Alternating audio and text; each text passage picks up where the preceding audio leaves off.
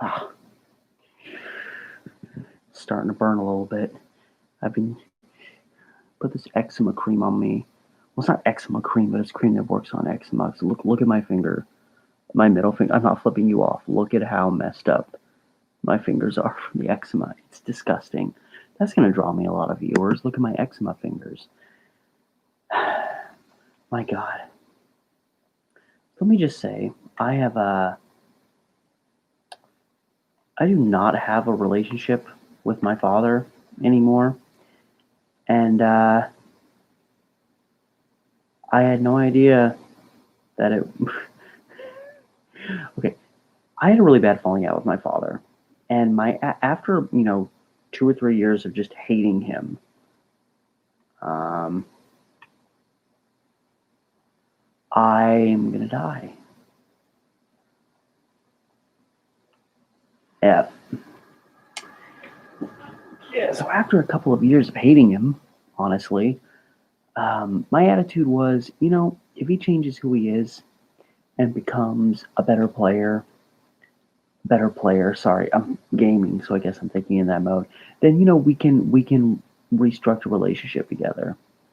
And periodically, I admit, I will kind of Facebook stalk him for a couple of minutes just to see what my old dad's up to. And God, it just gets worse. He's a total.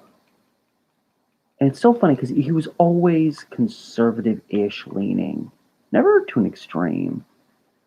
But like, I don't know what the hell happened to this guy, but he's just super pro Trump now. And I knew he was a little messed up and just kind of out there and just kind of all over the place, but I didn't realize he was this far gone. I see him posting all this pro Trump stuff, all of this, just, excuse me, like crack my neck. And it's just like, I wonder why I don't want to have anything to do with you. You keep reminding me every time I see or hear anything about you why I've not pursued having any kind of relationship with you for the last 11 years. Funny thing is, back when me and my dad were closer, I feel like by the time I got to be only like 10, I feel like there was always, after there was always a little, I don't know, my dad was kind of a pain in the ass to live with because he always just rambled on about shit. And it was just, what he had to talk about was everything, and what everyone else wanted to talk about didn't really matter that much. And it just got kind of old after about 10 minutes, but it went on for about, I don't know, 12, 15 years before I finally got fed up and left home. But back when we were, at least, getting along and living together and being cordial together, we actually both, well, my dad was constantly fighting with like the Milwaukee City Council, even though he didn't actually live in Milwaukee. And so he'd be hassling them along with this other group of people to try to stop things that are always gone through anyway, because that's how the system is. If you have the power, if you are, the people that are elected to the council and you want to push something through, you're going to eventually push it through. And it's going to take a lot to stop it. And I didn't realize this till after I graduated high school. I knew she'd gotten elected to some kind of thing.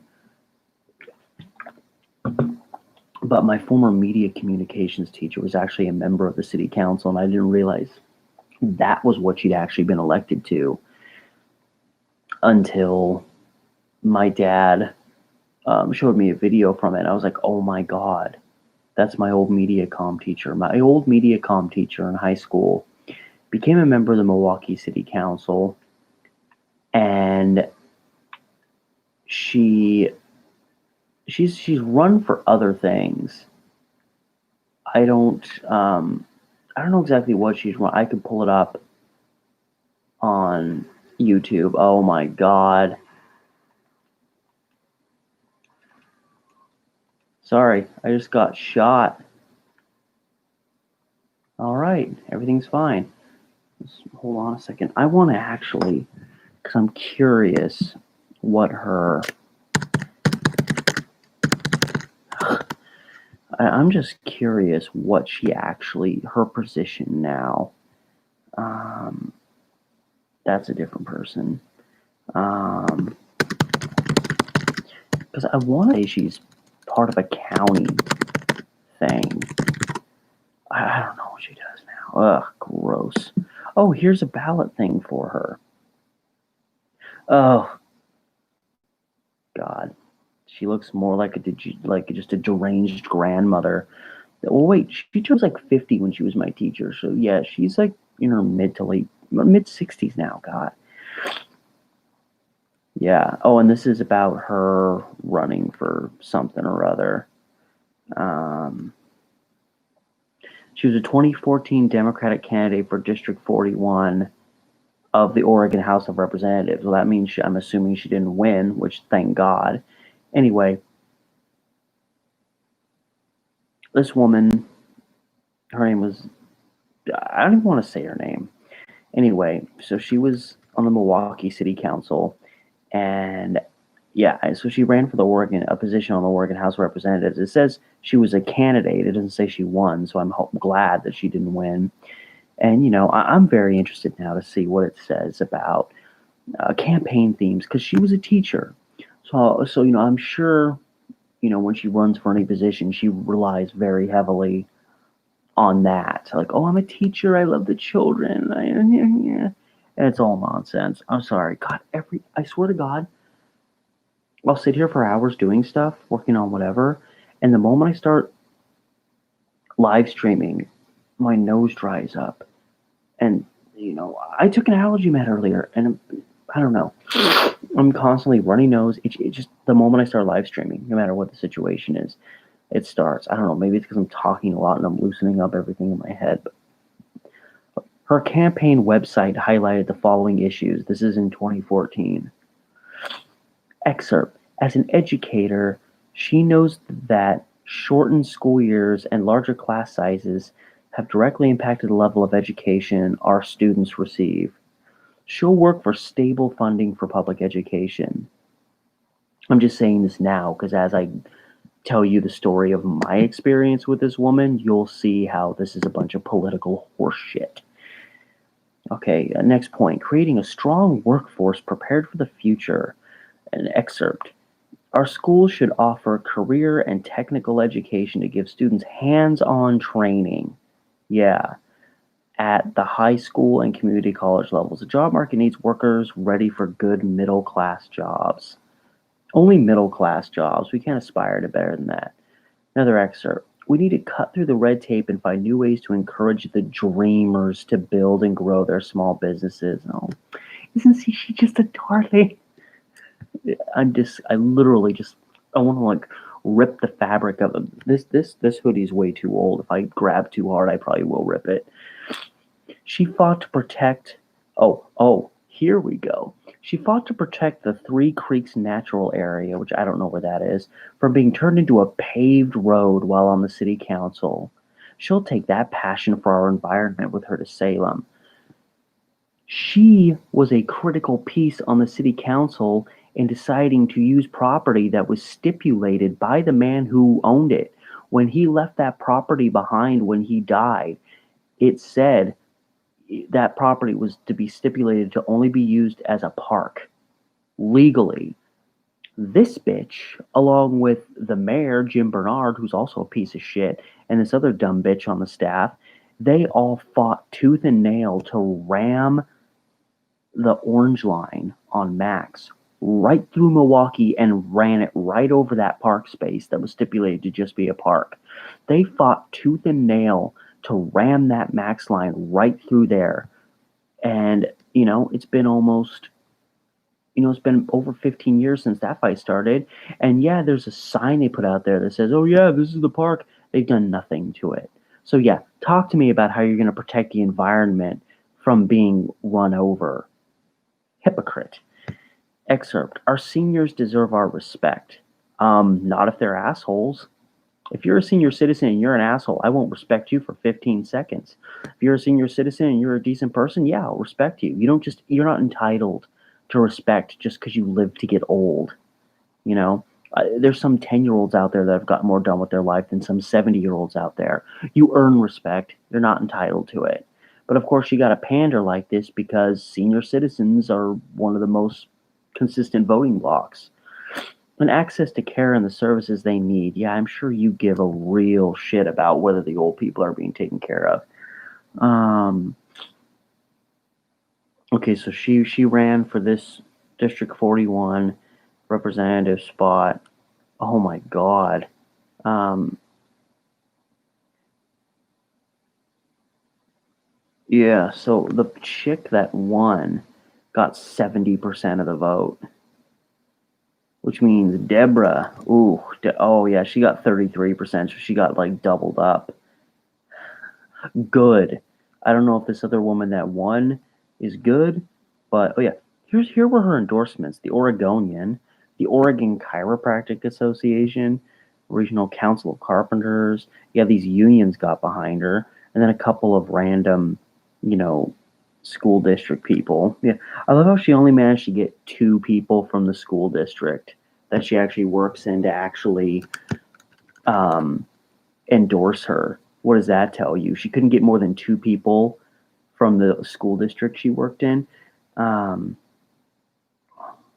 so anyway, hold on a second. I apologize. I have to blow my nose, or else I'm just going to be sniffling and uncomfortable the whole time.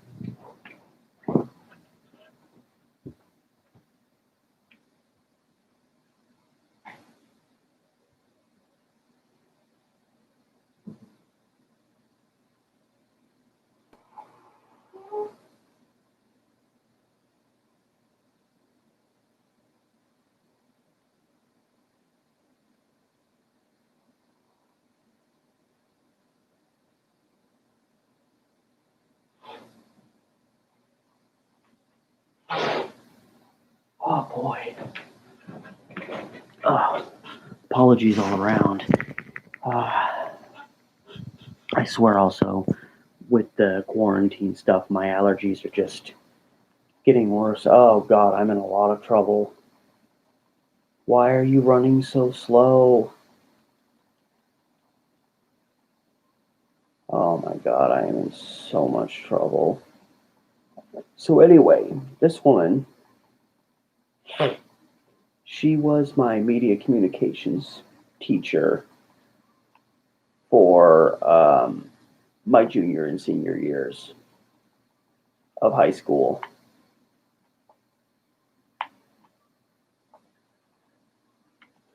And, the junior year, I mean, we took the class because it was fun. Me and my friend wanted to take it because it was media communications. You got to make videos and stuff. And I just, I love that idea. And my friend was like, dude, you should sign up for this class. And I saw it and I was like, oh, yeah, I'm totally into this. Not knowing what the teacher was going to be like. And, we made it through junior year and it was actually good. Things went well in the class as a whole. And we were doing the class at a place called the Save and Skill Center. So essentially, this was a place that had particular classes that weren't being offered at your regular high school. So, media communications was one of those. So we'd actually, when we had classes there, we'd have to get on a bus from our prospective high school and go there. And so, kids from my high school, Putnam, Milwaukee, and Clackamas would take classes at these places. And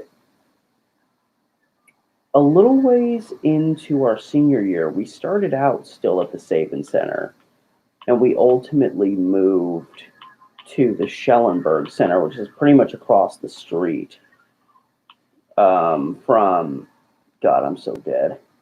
Pretty much across the street from the Saban Center. And, we relocated there, we had a new space, and one of the big deals about that was we had a room down the hallway that we actually had like a new studio, like it was a full setup. And that was cool. Apparently it was like a news studio that had been actually rejected by like a real news station. So cool, awesome, that's badass. But because we got that, all of a sudden, the whole program became about doing news shows. And that wasn't how the class was supposed to be. The class was, were supposed to be learning a multitude of different things in terms of not just making shows, but knowing how to do the stuff behind the scenes. Like, I had to do a project as a technical director, which that's the person that, while everyone's at, the screens and the decks, that's the person that stands there and says, switch this camera, do that. You gotta learn how to do all those things. And, once we relocated, it was all about the stupid ass news thing because we had this news studio. And it was like, okay, big deal, but like, can we do something else from time to time? But yeah, once that studio was in place, it was like, okay, fine. So the first project we do, um, we get scheduled. We're gonna do like a news type show. So one of those things that it's kind of like Nightline or anything like that, where you have a host or hosts and they introduce themselves and then they do a series of like stories on their channel. So fine, that's okay. Problem was, you know all of a sudden it's a new system. So when each person who's doing a different technical thing kind of has to relearn things because it's a different setup because we're in a different building and everything's a little different. None of us have done anything like this yet, like doing news stories. And there was like three or four different groups that had to do the stories, meaning like you had a topic and you had to do your 4 or 5 minute video news story on it. And we weren't allowed to pick what we talked about, which I understand to a degree. I know that, like, if you give high school students free reign to pick their own topics to talk about, they're going to pick some pretty dumb stuff. I understand that. But it was like the subjects were completely forced onto us. So there wasn't like, so, and the subjects were sometimes things that, like, we couldn't actually like go out and research really. And granted, it's still like end of 2003, start of 2004 when this is going on, and internet research is not really that great, not really that refined yet. And so we were just given these subjects while a couple of us did our news stories. Then there would be like the remaining kids would be the ones that were doing the technical stuff, like getting things set up, and they put together like an opening, a little, 30-second jingle opening the, show. And we called the show The Leak. That was what it was called. Like, like information leak is kind of, I think, what we were going for. And it was just a train wreck. Like everything that could go wrong did. I'm not kidding.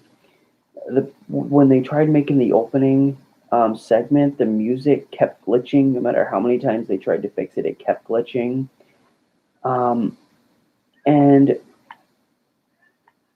and I okay, so we had two people in the class that were from Clackamas, and they were the only two people in the class that could. They were only because the class was taught every day.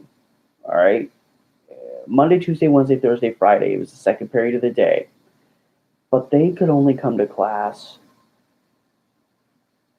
every other day, so they weren't there all the time. So for some godforsaken reason, our teacher decided instead of splitting them and putting them into two different groups, since they weren't going to be here half the time, they decided to put me in a group with both of them, which meant half the time I was exclusively in control of the project. So I essentially had twice as much work as anyone else did in the class, if not more, on this project.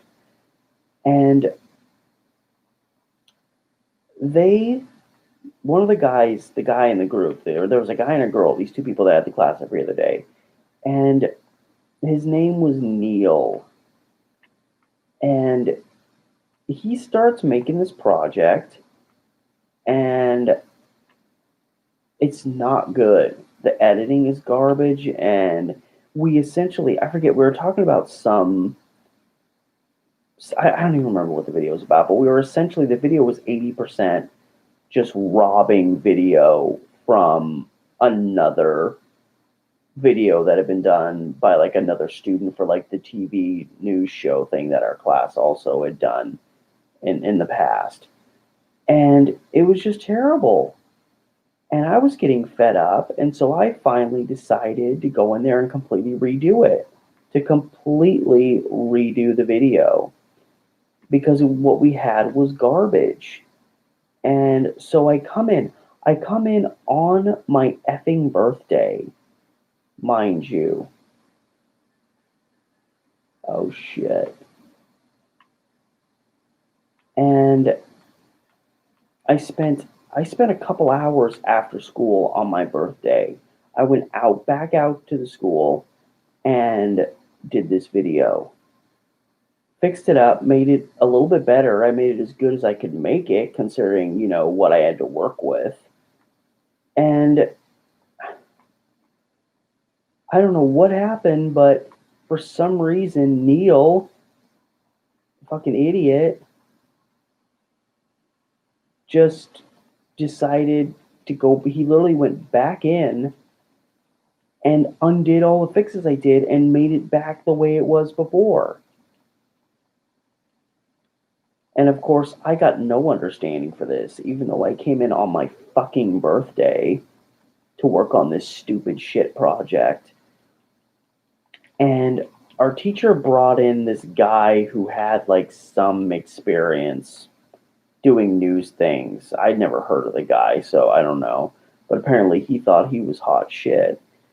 And like the individual video, things we did, she would show them to him and he would, assess them. And apparently he just had no sympathy for the fact that this was all new to us. And on top of that, our teacher didn't give us any guidance really anyway. Like she kind of just threw us into this project. It was one of those like, here's a big project. I'm going to give you about 10 minutes of guidance and then good luck, idiots. And the guy apparently watched the videos and literally, like, I go into class. I, again, came in on my birthday to work on this. And, my teacher knew, she knew by this point that I had come in and done extra work. And that the way the video looked now was not my fault. But guess what was going on? It was one of those school days where I was the only one from my group there. So apparently the guy didn't like our video very much because idiot Neil screwed it up and made it bad again. But apparently this was my fault.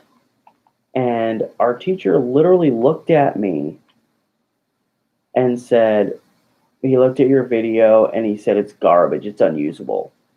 And she stared at me like it was my damn fault when she knew what was going on and that I had come in on my birthday. But she just stared at me like none of that had happened and like, well, Steve, you screwed up. And I'm like, no, I'm the only one in my group that is screwing up right now, to be honest.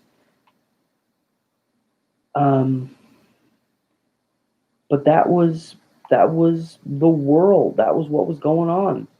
That was kind of just a setup for how this horseshit class was the rest of the way. It was garbage. It was a shit show. And none of us were ready. None of us were really comfortable. None of us really knew what the hell we were doing. And so we get thrown, into the studio. We're all kind of pissed and stressed because we know we're not really ready for this and we weren't really given proper training anyway. But our teacher had no sympathy and no understanding for that. So that didn't help anything. And it was a dumpster fire. The intro was still glitching. Most of us in the group, we were just doing what we could. We weren't given enough prep time. Like everybody was just bewildered out there. And so we start doing the show, and it's just there's all kinds of mistakes happening. People are trying, but we were stressed and we weren't being given good guidance by our teacher, who, of course, uses her history as an educator to just act like she's just so fucking amazing when really she drug us through the mud the last half of this school year. Like it was a shame. And before we even got the show done, she was like, you know what? Forget it. We're done. And she shut it down. And then just proceeded to just have this fucking whiny ass sob story. Like she had given so much for this. And like she was so disappointed in us when it was mostly her fault and her lack of planning and her lack of education and her lack of understanding the situation that we were in. She didn't give a shit because she's a fucking bitch. And I guarantee you she's still a fucking bitch now. And I kid you not. So she takes us back to the room, and just, sits there and acts like she's just so high and mighty and so damn disappointed. And it was just disgusting. And essentially tells us, like, okay, we're going to redo this. And I'm like, okay, fine, whatever. I mean, it was garbage. Like, are we actually going to get some organization? Are we going to get some better planning? Are you actually going to, like, coordinate this thing? You are, after all, the teacher.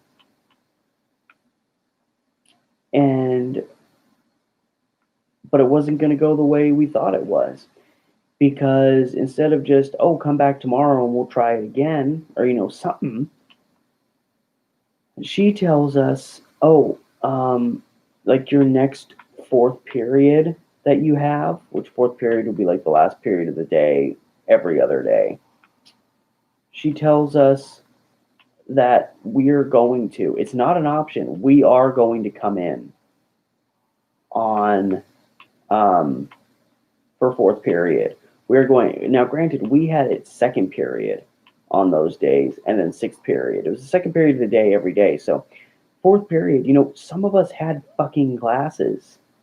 I, for one, had Algebra 2 at that time, and math was and still is, at least, once you start getting up there in the algebra, is my weakest area. I was not going to miss Algebra 2 of all classes because you have to be a bitch about this assignment, that you shared plenty of the responsibility and why it didn't go well. And she told us, you're going to come back here for fourth period, and if you don't, you're going to fail the project. So she essentially told us, I don't care that you have other classes. She already got 2 out of the 8 periods we had as a whole to begin with. But she still had the nerve to tell us, oh, well, you're going to come back here, and if you don't, I'm going to fail you. Even though we had other classes at that time. I mean, the nerve, the utterly ignorant nerve of her to literally say that to us, to be so not just disrespectful to us, but so egotistical. It was like her class was the only one that mattered. And I was like, bitch, your class is a fucking elective course. Your class actually, in the broad scheme of things, matters less than other classes. But she was a stupid idiot, and she obviously didn't know. It was all about her. And so, we ended up, and at some point, they did, and, I say they because I was like, I'm not coming in for fourth period. You can't make me do that, and that's not right. And I'll do my best to get you fired. I was planning on literally, if she was going to do this kind of shit, I was literally planning, and me and at least 3 or 4 other students in the class we were about to try to get her fired for this kind of behavior. It was so disgusting. And that was just part of it. She literally kept it, because again, this was an elective class at a place that wasn't actually my high school. So we had to take the bus to the Schellenberg Center and back.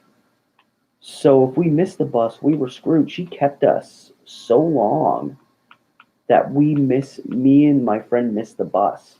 And the only reason we made it back to school in time was fortunately another guy in class drove his car there and he gave us a ride.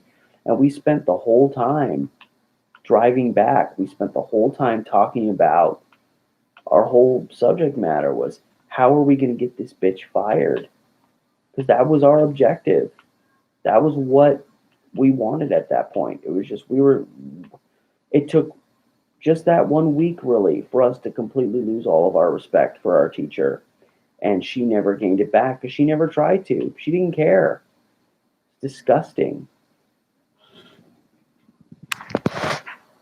And so she also tells us, in addition to, all the other nonsense that she'd spouted off, she tells us, she tells us again, oh, you're gonna come back during fourth period, and I don't care.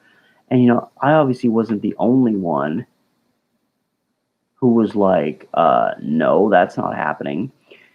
And I remember Tim Johnson, another guy in the class, saying to her when she said, like, you're going to come back during fourth period or you're going to fail. And he told her, like, you can't do that. Like, that's completely unreasonable and unfair and just an obscene method of handling this situation. A friggin' dead animal could have handled this situation better. And after he told her, you can't do that, her response was deadpan, like no emotion. She didn't give a shit. She looked at him and said, I can do whatever I want. I'm the teacher. And that's exactly how she said it. A disgusting, egomaniacal pile of scum.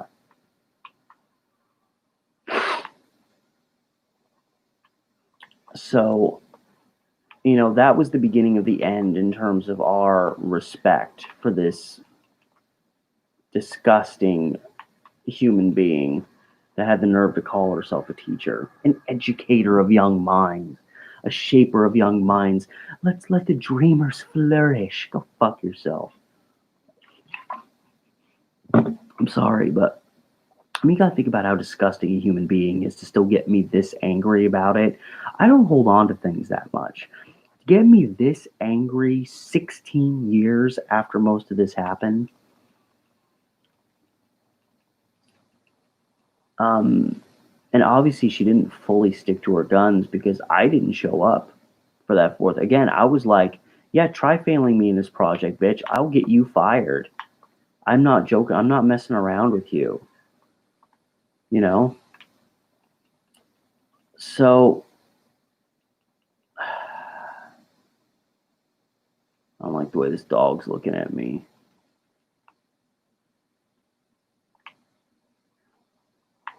Where are you going?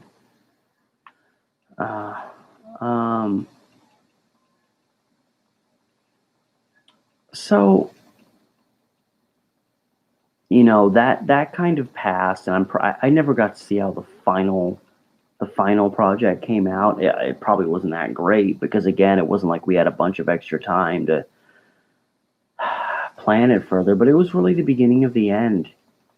And I remember, just everybody lost respect for her that day, and she earned that. She completely earned it with her behavior.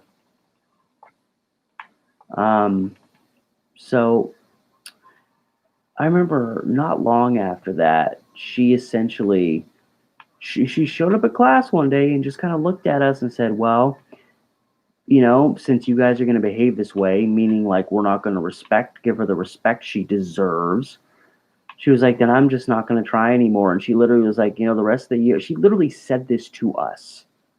Like, what a fucking child. She said that she was going to just give us our assignments and then just kind of sit in her office, which in all fairness was pretty much all she did anyway, because I'm pretty sure she got elected to the city council our junior year. So all of a sudden, being a teacher was kind of like backdoor because she was an important politician now. And it was a joke. She was a joke as a teacher, and she was even a bigger joke as a politician. The fact that she even had the nerve to call herself a politician, that she even had the nerve to run for a higher position than local city council, just shows what a stupid degenerate she is. And just, I don't even want to imagine what kind of ridiculous, delusional universe she sees herself in because she was a garbage teacher. She was a good teacher when she wanted to be, and when she didn't want to be, she turned into a little child. And what are you going to do with students in that time? Say what you want about high schoolers. If you're a good teacher and you care about your students' education, you will, however it ends up being, you will eventually get at least the appreciation of your students. You may not get full on respect, but you'll get something out of them. And when you show that it takes so little for you to not give a shit anymore, to the point that your attitude is the hell with it, here's some assignments and go fuck off, you're going to lose your students' appreciation because that's not what educators do. And that's what sucks is you've got all these great teachers out here, and then right up against them, you've got these just degenerate, bureaucratic garbage cans that don't teach anybody anything, and they expect to get the same treatment, the same appreciation, and the same pay as the teachers that actually really put something into it. And I'm not just talking about the curriculum they create, the lessons they do, the amount of time they spend grading homework. I'm talking about, the actual compassion they have, the concern that they have for how well their pupils are getting educated. Care and compassion for them beyond just being their teacher. Care and compassion for your students, wanting to know how their lives are going, and just, being invested in these students as people and not just, more product that you're just trying to push through. And she gave up on us entirely. She gave up on us because she screwed up. That's the kind of person this woman was. And then she has the nerve to act like that she can play this whole, oh, I'm an educator and therefore I'm qualified to run for any kind of office I want. It's just like, no, get the fuck out of here. And yeah, so there was a little bit of a divide because there were those students who were, they just kind of pandered to her. And, sometimes she had resources. So, you could get resources out of her if you pandered to her enough. But most of us, regardless of sex, personality, politics, religion, all of it. In fact, I remember, and here's another thing. Now, mind you, I used to be more conservative leaning back then, but I'm not. So I'm certainly not going to advocate for, politically speaking, I'm not going to be advocating for anything ultra conservative at all. That being said, we'd moved to this new building, and in addition to having this brand new news studio space, we had a little space next to our classroom that was actually like a small radio studio. And we actually had a strong enough, I'm itching my nose left and right. We had a strong enough signal to like people within like a 2 to 3 mile radius could actually pick up our station. So in addition to the radio station, they also made kind of a big deal out of utilizing this radio station. So our teacher asked us all to create a proposal, like for the kind, if we were given an opportunity, if we were given time on this station to, do a radio show of some kind. I said I would want to do like a talk show that talked about like, social and political issues and things like that. I'm glad that never happened because with where my head was at the time, I probably would have ended up saying some pretty dumb things on the air. But I wrote my little proposal and I said I wanted to do a show similar to that of Lars Larson. Now, Lars Larson is a local, staunchly conservative radio host. Now, I wasn't saying I wanted to do a show like his, meaning I wanted to do a conservative talk show. I was just using him as a reference because he was a local guy that did a show that talked about, current events, social issues, politics, and things like that. Nothing in my radio proposal said I wanted to do a conservative show. So she took me she was like, come with me, I want to show you something. I'm like, what the fuck?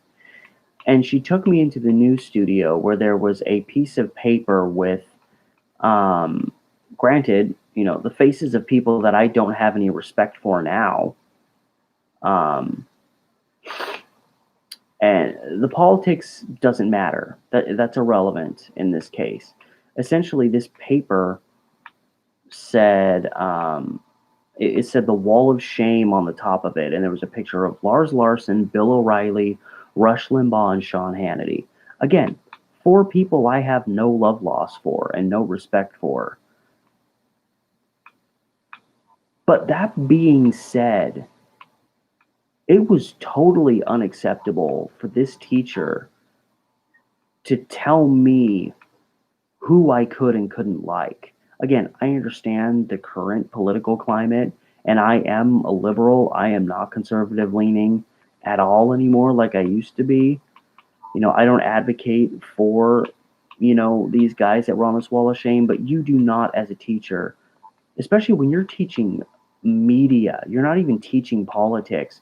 You do not have the right to shove. That was her shoving her political agenda down people's throats. And whatever your agenda is as an educator in that vein, you do not have the right to ram your agenda down your students' throats. And again, I wasn't even saying I wanted to do a conservative show. I merely referenced Lars Larson as a reference point. That was all I did.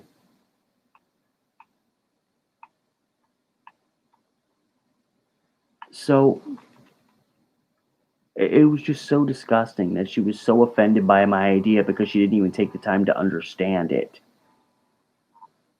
And I remember that became a place of contention too.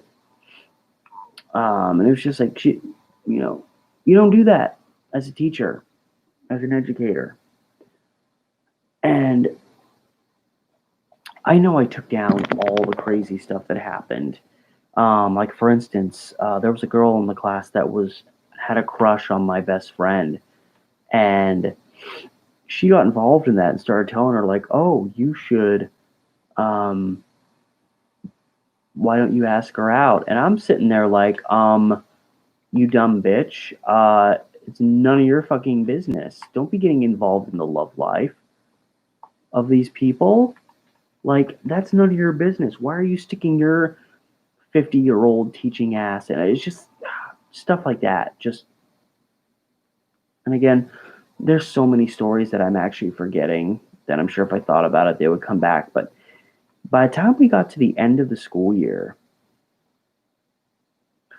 we did a yearbook video. The year before that, this was the second year advanced class. And they, the year before ours class, they did their video, and it was all like, oh, I loved everybody in the class and I had so much fun and this and that, And so we decided, so we were going to do the same thing. And I remember I was the primary person that edited it and, all that stuff. So I was directly involved in this project. And how do I already have 2 stars? I didn't do anything. Is it because I still have a police car? Crap.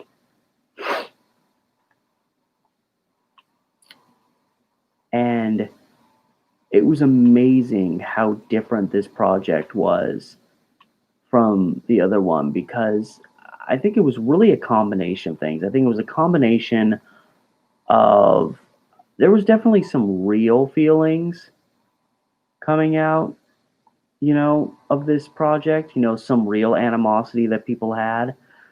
But I also think a lot of it was people joking around, and 2, people just being fed. It had been months of just this class just being a depressing rat hole that was going nowhere. It was such a waste of an elective because she just stopped caring as a teacher.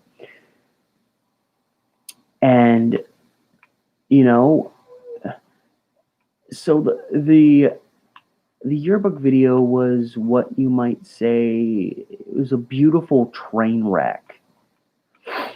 Because instead of saying, oh, I loved doing this project and I loved working on this and I loved this, it was like, who did you hate the most in class? Who did you want to fight?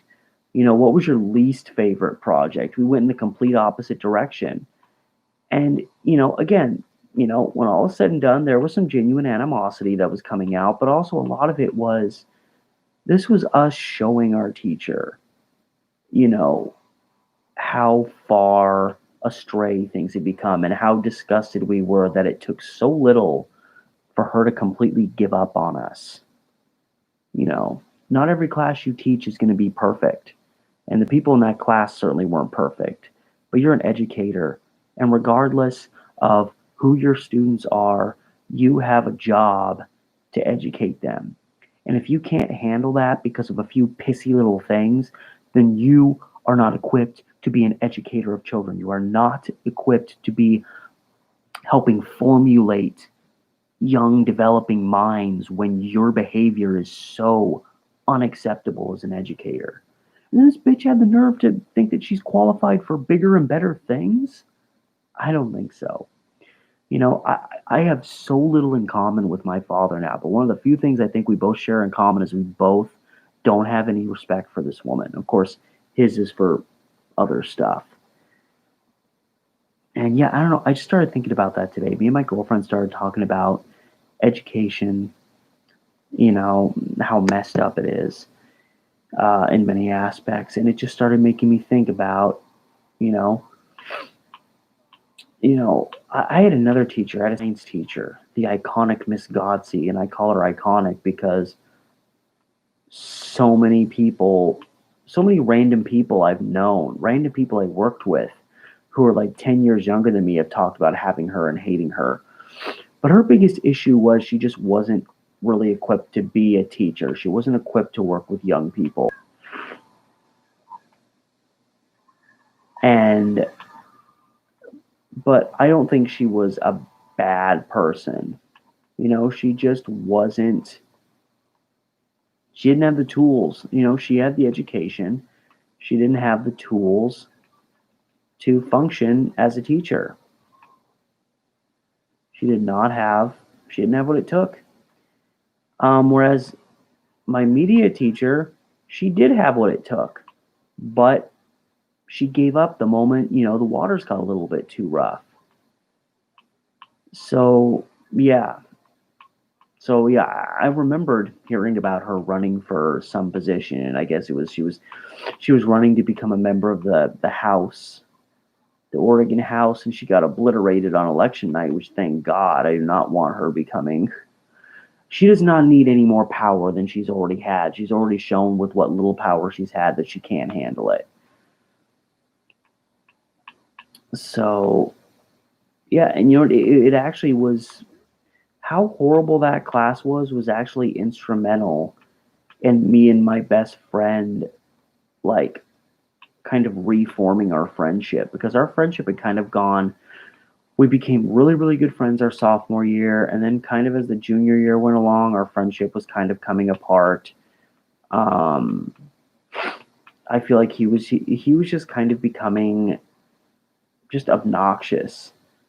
Um, and it just kind of, and then, the more I kind of didn't want to be around him, the more he kind of pushed my buttons, either intentionally or unintentionally. And by the time senior year started, it was a bummer, but I was just kind of like, I don't, we're not even really friends anymore.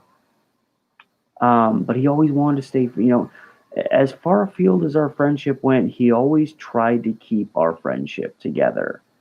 He never gave up on it like I wanted to, but we took this media class together and we were both so equally disgusted about it that it actually kind of helped us kind of revitalize our friendship, and that we were able to kind of like get together and hang out, and we actually kind of were able to talk about this, but how disgusted we were with how this these classes were going, and we were able to do it in an objective manner.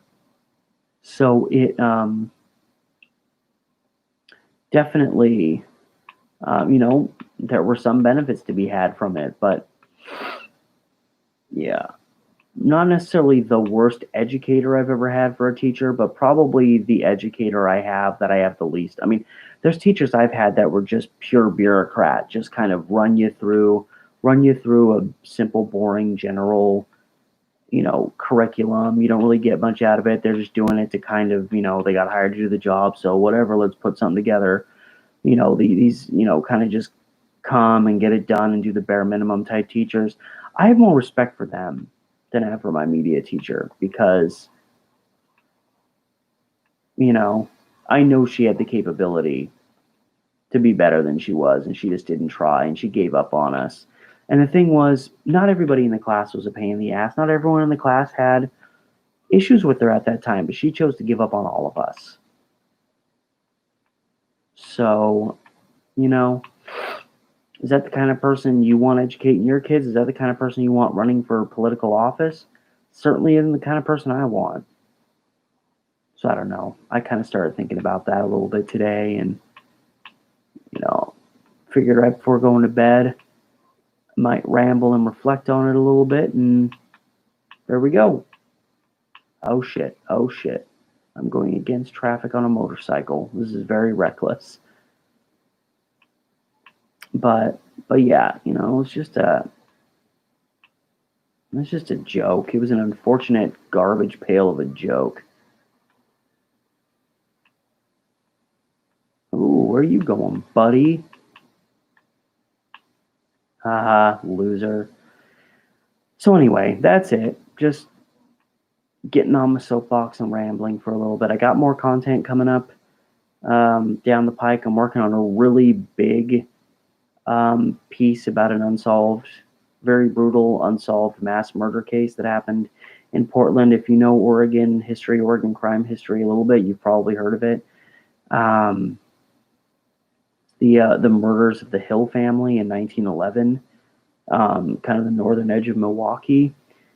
It's going to be a big, detailed video. I'm telling you that right now. So that's coming down the pike along with some other things. So look forward to, even in quarantine, me throwing some hopefully decent content your way that you'll appreciate. And yeah, that being said, I think I've shot my wad about as much as I want to for the evening. I dropped about 7 or 8 F-bombs, so that's pretty high for what I'm going for, which is, my objective is to use 0 F-bombs, but you get annoyed and you're talking about stuff and it's 4 o'clock in the morning, you kind of stretch your rules and regulations. So yeah, guys, I'm gonna crash into this thing and just finish it off. Oh, well, that didn't work.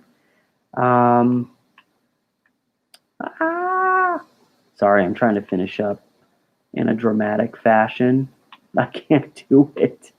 I'm trying to crash my motorcycle into this big gas tank, and then, go out with a literal bang.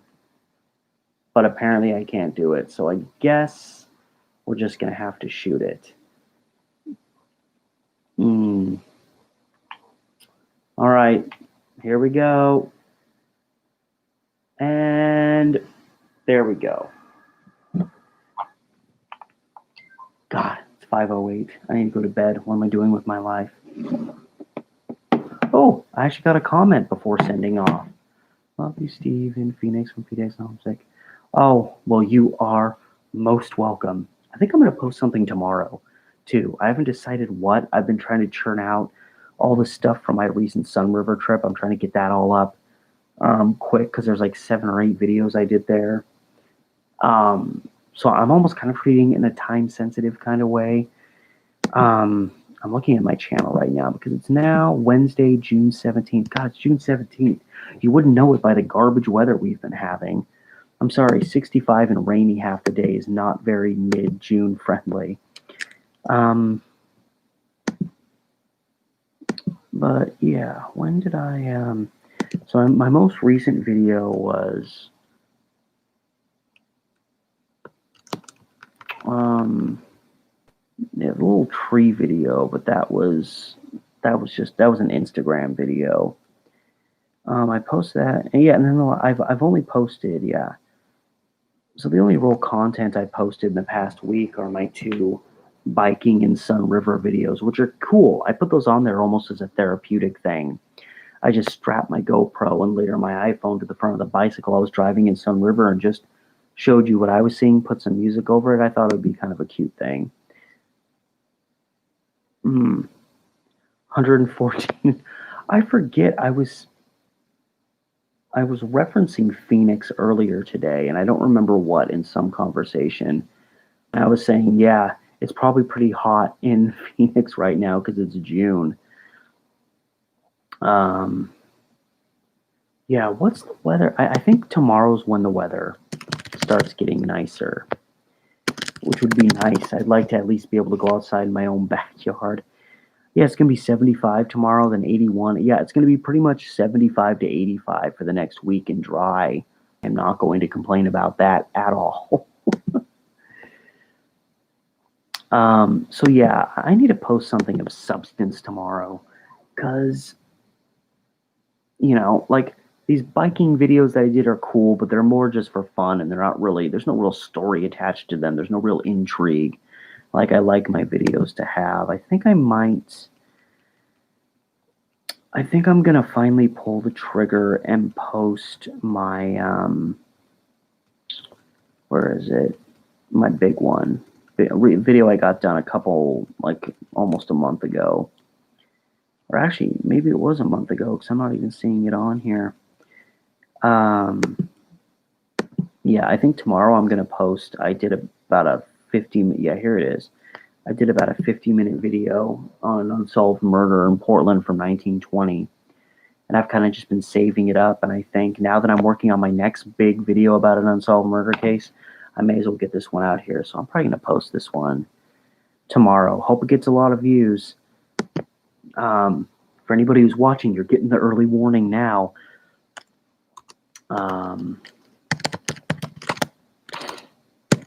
Yeah, I'm going to post that tomorrow because I haven't really posted a video of substance in like 8-9 days. But yeah, it's a video I did on a unsolved murder case that I never ever see. Even local historians, I never see them talk about, and I wouldn't have known it even existed if it weren't for me stumbling onto it, going through really old newspaper articles. But it's a case. It's 100 years old now. Happened in 1920. Or a bunch of body parts, perceivably from the same person, were found scattered in various different areas in Portland. And, they think they know who the victim is, but it's never been fully 100% verified. So I go into that story and I talk about the main, likely victim of this murder and kind of his backstory and what may have led to him getting brutally killed in such a graphic way. And there's some interesting stuff in there that ties to other elements of historical Portland. The notorious North End, which is now predominantly like Chinatown. And there's French underworld intrigue in there, and there's famous kind of seedy saloon stories and sketchy dealings, and going against the grain of being an underworld figure and kind of breaking the rules, and all very interesting stuff, at least to me. And yeah, because the person, the individual that they think was the victim, was a French immigrant who came to Portland at the start of the 1900s and apparently kind of lorded himself over his fellow Frenchmen. He almost kind of functioned like a what is it? He was almost kind of like his own like bail bondsman type guy who would kind of help his fellow Frenchmen in Portland when they got into any kind of trouble. But he also, it seems, kind of held that over their heads. And I don't want to give too much away. I'm going to post the video tomorrow. Obviously, I'm going to bed, and it's going to be about 5:30, 5:45 before I go to bed. So even if I post this when I first wake up, I probably won't post it till about 1 or something tomorrow. That's how my sleep patterns have been since this quarantine started. Now that, I'm not going to work in the morning, you know, the idea of having a normal sleep schedule is just kind of, it's just kind of like my mind has just abandoned it. And, which will be stressful when, I actually do have to go back to work. But for now, I'm just riding it out. I can adjust my sleep patterns pretty quickly, so I'm not too worried about it. But I'm at least, before I go, going to get this video set up, because I noticed I always remember to put my Patreon thing up with in like the description of the video, but I don't include like the description, or sorry, in the description I don't include like my Facebook page and my Instagram and things that are tied to it. I'm also, I don't know when I'm going to get it done, because I'm obviously working on a bunch of other stuff. I'm in the process of creating a website for my Historic Murders of Portland series. So I'll be posting most of the videos that I've done for that series on that website to also be watched there. But it'll also be a place where like I can post blogs and write little vignettes about these stories and about murder and crime in the earlier days of Portland, because that's become such a prominent thing on my channel, the Historic Murders of Portland series, over the last 14, 15 months, that it's, and it's become something that I've become more educated on. It's not just that I'm looking at individual murder cases, but I'm learning a little bit more about life in the city, what led to these things, and the reasons and circumstances that people were murdered in Portland, 100 years ago, 120 years ago, were much different than they are now. A lot of murders happened in saloons back in the day, which is not very common now. You don't usually see, even sketchy bars. Like every now and then something sketchy will happen, but it's not as common for murders to happen in, bars and, taverns and pubs and things like that. It was a much more common back then. So I'm again, it's something I'm working on in my free time, which granted quarantine gives me more free time, but I'm working on so many other things that I really don't know when I'm going to get it done. But obviously, when I do get it done, I'll be letting everybody on my channel know, so everybody will be in the know about that. And I'm certainly no master website creator, but I mean, it doesn't need to be that flashy, Anyway, I'm rambling and not really paying attention to what I'm doing. Okay, Stevie Amateur Story. I just gotta post my stuffs. So I want to get the video ready so that when I wake up tomorrow, I can just come out here and boom, click, have it go live, and then there it is. I need to start, I used to, and maybe I'll do it with this video, I used to like set premiere dates for my videos, and then I just kind of stopped doing that, and I don't know why. It's like it was a brief fad, and then I just abandoned it. But if I do that, then at least, people that wake up tomorrow will know what's coming. That's, it's one of the objectives of, setting a premiere date is, somebody, gets up tomorrow at like 10 a.m. and looks, they'll see, oh, this video is going to go live at 1, and then they know that video is coming. Whereas if they get up at 10:30 and check their YouTube and they don't see anything, and then they go off about their day and check YouTube later on, they might miss it, So, come on! There we go. Whoa! Yeah, I'm trying to get my Instagram open now so I can copy and paste my Instagram. You can find my Instagram. I'm PDX Film Explorer, all lowercase, all one word. If you want to find my Instagram, PDX Film Explorer, all one word. Copy that and paste that to there. And I haven't really, I've started posting a few things in the last week or two, because my Instagram kind of went a little dormant for a while. It was mostly just some pictures of my pets, which is actually, timely. I posted, a picture of one of our cats walking around, so about a little over a month ago. I posted a couple videos and pictures of one of our cats who we had to put down,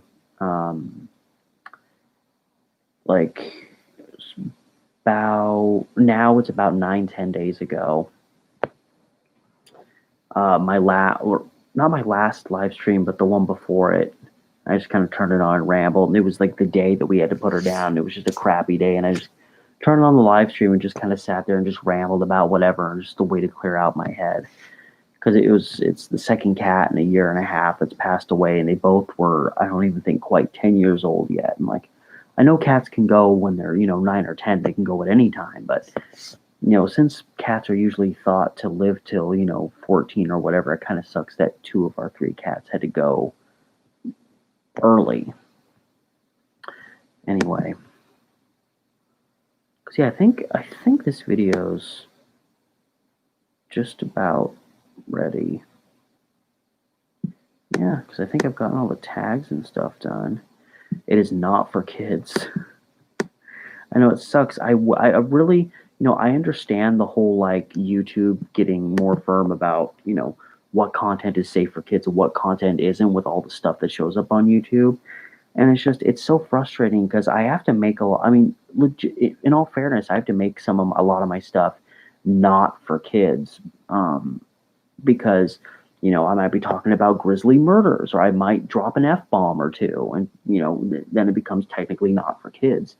But at the same time, like, I'm doing a lot of research and putting a lot of time into these videos, and these videos are educational, and I would love it if kids would watch them. But, with the way YouTube functions, like this video I'm going to post tomorrow is about someone who got murdered and had their body hacked up and had their body parts put all around Portland. I could see YouTube coming back and saying, you know what, you said this was safe for kids, or it's not even about whether it's safe for kids, it's just whether it's for kids or not for kids. And I could see YouTube coming back and being like, I don't think this quite qualifies, Steve. I think you're BSing us. So it sucks because I would like kids to be able to watch, at least some of my content if they get, interested in any of the areas that I discuss, and it can be a way to help educate them. What was I going to, God, I was going to look at something else. Oh yeah, no, I was going to set a premiere date for tomorrow, but I'm just trying to make sure I got all the stuff covered. Tags are good. Yeah, okay. The whole shtick is covered. I'm going to set what is an instant premiere? I don't know what that is. Oh, there's a question mark. When you set your video as an instant premiere, you and your viewers can watch it together at the same time. Okay, that's cool, but I just want to set a premiere. Can I just set, there we go. Schedule a date to make your video public. I don't know why I'm making this part of my, I'm just letting the live stream go. Just doing it.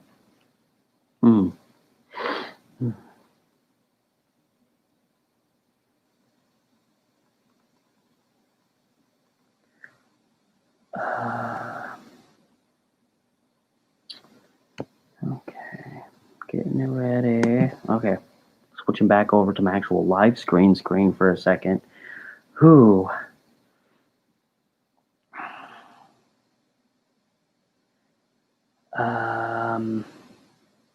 I don't know. I'm fading off. I'm fading. My TV's shutting off on me. Life is going too quick. Okay, so I'm going to schedule it. So, okay, so it's officially June 17th today. Yes, I know I can't schedule it for 12 a.m. June 17th. That's past. That wasn't my plan. Computer, calm down. Okay, so I'm going to set it for noon. Let's go with noon. Time zone, I mean, my time zone. Yeah, because it's only gonna be later for everyone else.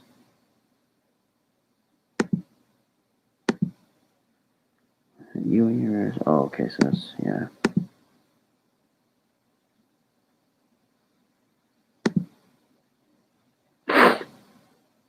Okay. I mean, I kind of like setting it as a premiere. When you set your video as a premiere, you and viewers can watch it together, which I'm probably not, because I'm probably going to be asleep when it starts.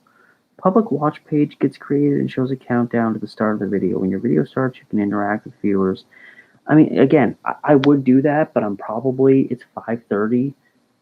This video is only 6.5 hours away from going live. I'm probably still going to be asleep when it starts, so I don't want to set that and have people think I'm going to be there to, comment with them, and then they all throw out comments and ask questions, and I'm like, oh, sorry guys, I didn't show up. I was sleeping. Okay, so my video is scheduled for tomorrow. Well, today, at 12 p.m. Pacific time. Schedule. Consider it done. All right, so that video will be going live tomorrow. Yeah, I finished this video like a month and a half ago, so you can only hold on to something like that so long before you finally. I just gotta suck it up and post it. All right, in that regard, I am wiped out. I think I'm gonna call it a day since it's almost 5:30 in the morning. I probably should have called it a day several hours ago. I'm just going to take my little iPhone and saunter off. But for those of you that did briefly stop by, again, I don't get a lot of views for my live streams. One, because I'm not that big of a channel. Two, because a lot of them are unplanned, so they just kind of start. I want to try actually scheduling them a little bit more, saying like, oh, I'm going to be live streaming tonight, for those interested. And three, beyond that, is I usually start live streaming sometime between like 2 and 3 in the morning. So, I might get some people on the other side of the planet it's the middle of the day for them, but local wise, I'm not going to get a lot of people when I'm live streaming in the middle of the night. So, understood, whatever. It ain't no big deal. I do these for fun. They might start carrying more significance somewhere down the road, but for now, I just do them for fun. Talk about whatever comes up. So thank you so much for the few of you that did stop by. I appreciate it. There's going to be a fresh video up in about 6.5 hours. And till next time, Steve the Amateur Historian. See you later.